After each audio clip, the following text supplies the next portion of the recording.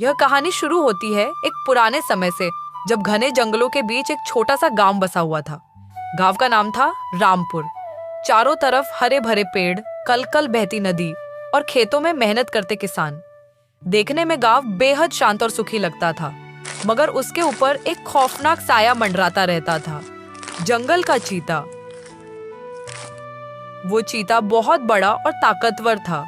उसकी दहाड़ इतनी भयानक थी कि सुनकर ही औरतें, बच्चे कांप जाते थे। गांव वाले कहते थे, यह चीता इंसानों का मांस छक चुका है। अब इसका लालच कभी खत्म नहीं होगा। हर दूसरे तीसरे दिन कोई ना कोई चरवाहा, लकड़हारा या खेत में काम करने वाला आदमी जंगल से गायब हो जाता। लोग मान चुके थे कि यह चीता उनकी मौत का देवता है। गांव में एक डर का माहौल था। सूरज ढलते ही सब अपने घरों के दरवाजे बंद कर लेते। कोई जंगल की तरफ ना जाता, और अगर जाना भी पड़ता तो हमेशा झुंड में जाते। उसी गांव में एक लकड़हारा सूरज रहता था। वह दुबला पतला साधारण कपड़े पहने, हाथ में कुल्हाड़ी लिए वो रोज जंगल में लकड़ी काटने जाता। लेकिन सूरज बाकी गांव वालों से अलग था। वो चीता से डरता तो था, मगर उसका मानना था कि डर से अगर इंसान काम ही छोड़ दे तो जिंदगी कैसे चलेगी। सूरज, पागल हो गए हो क्या? सब लोग जंगल छोड़ चुके हैं और तुम रोज वहां चले जाते हो। अगर चीता ने देख लिया तो? ये सुनकर सूरज मुस्कुरा देता और कहता, चीता ताकतवर तो है, लेकिन अक्ल नहीं लगा पाता, और जो इंसान दिमाग लगाता है उसे कोई जानवर हरा नहीं सकता। धीरे धीरे हालात इतने बिगड़े कि गांव के बुजुर्गों ने पंचायत बुलाई। सब लोग इकट्ठा हुए और बोले, अगर ऐसा ही चलता रहा तो पूरा गांव खाली हो जाएगा। हमें कोई रास्ता निकालना होगा। किसी ने सुझाव दिया, हम सब मिलकर चीता को मार डालते हैं। लेकिन तुरंत कोई बोला, क्या तुमने कभी उसकी शक्ल देखी है? वो अकेले ही 10 लोगों पर भारी पड़ता है। कुछ लोग बोले, चलो गांव छोड़कर कहीं और चलें। मगर बुजुर्गों ने कहा, यह जमीन हमारे पूर्वजों की है, इसे छोड़कर कहां जाएंगे? बहुत बहस हुई, मगर कोई नतीजा नहीं निकला। गांव का माहौल और डरावना हो गया।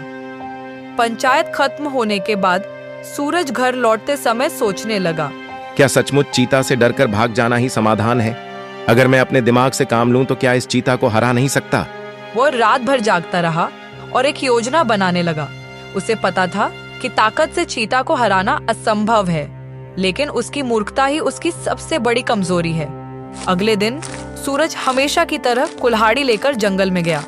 वो जानता था कि आज उसका सामना चीता से हो सकता है। वह लकड़ी काट रहा था, अचानक झाड़ियों में खड़खड़ाहट हुई।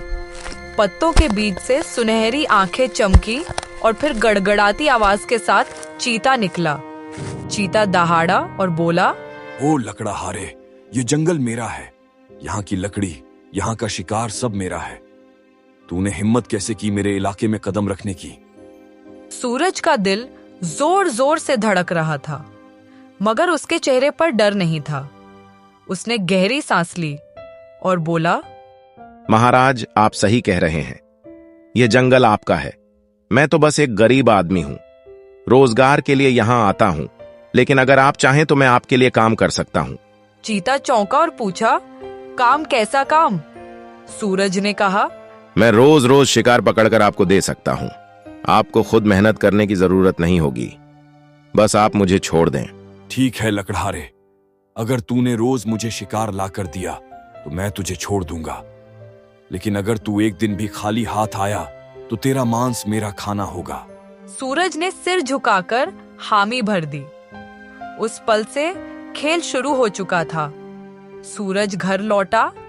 अरे राम, आज भी तुम जंगल से सही सलामत लौट आए। सुना है शेर तुम्हें देख चुका है। सूरज मुस्कुराकर बोला, हाँ देखा था, लेकिन मैंने उसे समझौता करने पर मजबूर कर दिया। पत्नी हैरान रह गई। चीता से भी कोई समझौता कर सकता है?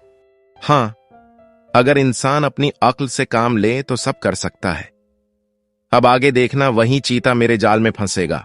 अगले दिन सूरज ने सोचा, अगर मैं चीता को रोज इंसानी शिकार दूंगा तो गांव वाले मुझ पर शक करेंगे। मुझे ऐसा रास्ता निकालना होगा जिसमें चीता भी खुश रहे और गांव वाले भी बच जाए। उसने चीता के लिए एक मोटी तगड़ी बकरी पकड़कर ले गया। चीता ने बकरी देखते ही दहाड़ लगाई। वाह लकड़हारे, तूने तो मजा दिला दिया। अब तू वाकई मेरा आदमी है। सूरज ने हाथ जोड़कर कहा, महाराज, मैं तो बस आपकी सेवा कर रहा हूं, लेकिन ध्यान रहे असली ताकत सिर्फ आपके पास है। सही कहा, जंगल का राजा मैं हूं। तुझे मैं इसलिए छोड़ रहा हूं क्योंकि तू मेरी सेवा करता है। सूरज मन ही मन मुस्कुराया। यही तो इसकी कमजोरी, घमंड और मूर्खता है। धीरे धीरे सूरज रोज कुछ ना कुछ चीता को ले जाता। कभी खरगोश, कभी बकरी, कभी सुअर। चीता मजे से खाता और आलस से पेड़ों के नीचे लेट जाता। गांव वाले यह देखकर हैरान थे। यह कैसे हो सकता है? जहां चीता के डर से कोई पास नहीं जाता, वहां सूरज रोज जाता है और सही सलामत लौट आता है। सूरज ने चीता से दोस्ती कर ली है। कहीं ऐसा ना हो कि चीता को इंसान का स्वाद दिलाकर वह हम सबको ही खतरे में डाल दे। गांव की पंचायत में फिर चर्चा हुई। कुछ लोग बोले, सूरज गद्दार है, वो शेर को ताकतवर बना रहा है। मगर कुछ समझदार बुजुर्ग बोले, नहीं, हमें जल्दीबाजी नहीं करनी चाहिए। हो सकता है सूरज के मन में कोई चालाक योजना हो। एक शाम चीता आलस से डकार लेते हुए बोला, लकड़हारे, अब मैं इन छोटे मोटे जानवरों से ऊब गया हूँ। मुझे कुछ बड़ा चाहिए, कोई इंसान। सूरज का दिल धक से रह गया, मगर उसने चेहरे पर डर नहीं आने दिया। वो बोला, महाराज, इंसान का मांस तो सबसे स्वादिष्ट होता है, लेकिन उसे लाना आसान नहीं। अगर आपने वादा किया कि मुझे नुकसान नहीं पहुंचाओगे, तो मैं इंसान का शिकार भी दिला सकता हूं। सचमुच? अच्छा, तो फिर जल्दी से इंसान का इंतजाम कर। सूरज ने मन ही मन सोचा, अब वक्त आ गया है इस मूर्ख चीता को फंसाने का। अगले दिन सूरज गांव में आया और सबको इकट्ठा किया। उसने कहा, गांव वालों, चीता इंसानी मांस की मांग कर रहा है, लेकिन डरने की बात नहीं है। मैंने उसे समझा दिया है कि हमारे गांव का सबसे ताकतवर आदमी मैं हूं। अगर उसने मुझे हरा लिया तो वह मुझे खा सकता है, और अगर मैं जीत गया तो चीता को गांव छोड़ना होगा। तू पागल हो गया है, सूरज अकेला चीता से भिड़ेगा।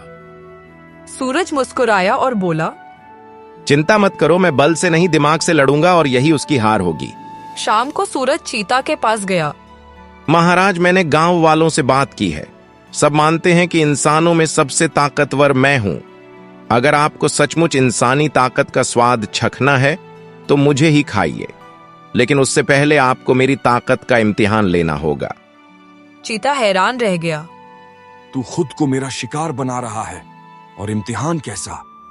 सूरज ने रहस्यमय अंदाज में कहा, जंगल के बीच एक खाई है। वहां मैंने अपने सबसे बड़े दुश्मन को कैद करके रखा है। वह मेरे जैसा ही ताकतवर है।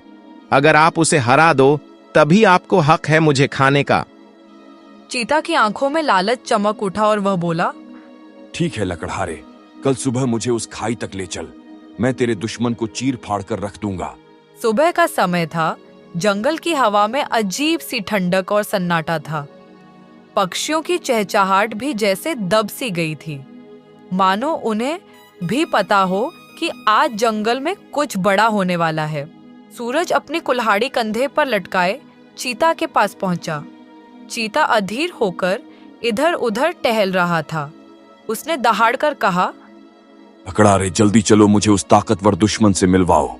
सूरज ने सिर झुकाकर कहा, आइए महाराज, मैं आपको वहां तक ले चलता हूँ, लेकिन ध्यान रहे, यह लड़ाई आसान नहीं होगी। दोनों धीरे धीरे जंगल के अंदर गहराई तक बढ़े। पेड़ों की ऊंचाई बढ़ती जा रही थी।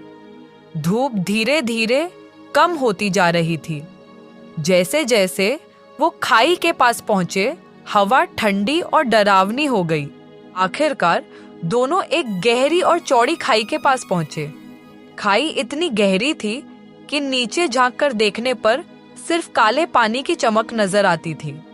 उसके चारों ओर खामोशी थी।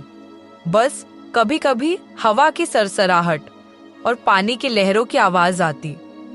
सूरज खाई की ओर इशारा करके बोला, महाराज, यही है वह जगह है, और नीचे पानी में है मेरा सबसे बड़ा दुश्मन। एक और चीता उतना ही ताकतवर जितने आप, चीता ने हैरानी से नीचे झांका।